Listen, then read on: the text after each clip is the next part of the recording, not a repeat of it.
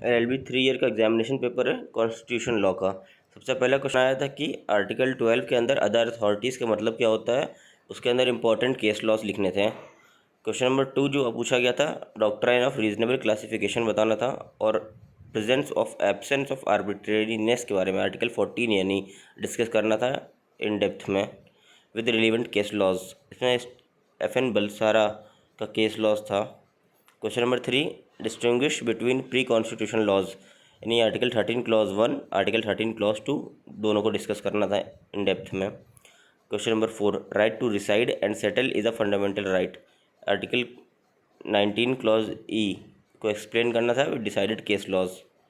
Question number 5, यानी right to privacy is an integral part of life and personal liberty, तो article 21A को discuss करना था, और इसमें इंपॉर्टेंट जितने भी केसेस थे उनको सबको एक्सप्लेन करना था, और खासकर प्राइवेसी का केस पुट्टास्वामी का जजमेंट 2017 का, उसको एक्सप्लेन करना था, उनके फैक्ट्स और judgment. Question number 6, what do you understand by preventive detention and punitive detention, तो आर्टिकल 22 में ये दिया हुआ है, तो दोनों को ही एक्सप्लेन करना था, प्रिवेंटिव और प्यूनिटिव।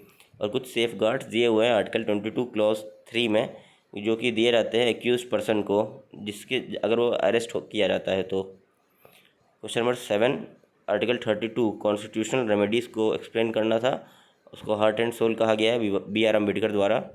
तो इसके अंदर भी 5 रिट आती है, और रिट के अंदर सारे केस लॉज एक एक केस लॉ मेंशन करने थे। Question number 8, what is writ of habeas corpus, तो आर्टिकल 32 के अंदर ही ये रिट आती है हैबियस कॉर्पस इलीगल डिटेंशन की, तो उसको एक्सप्लेन करना था, और उसके अंदर ADM जबलपुर का केस लिखना था।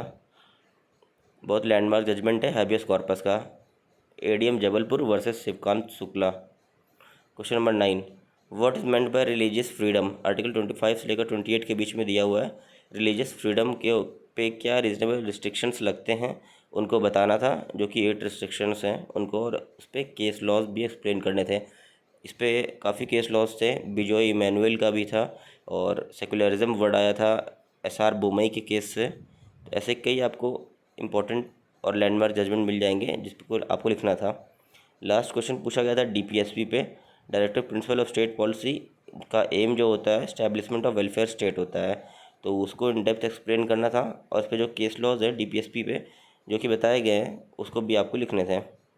तो ये था 10 क्वेश्चन, टोटल 70 मार्क्स का पेपर था, 3 घंटा मिले थे करने को। Thank you so much.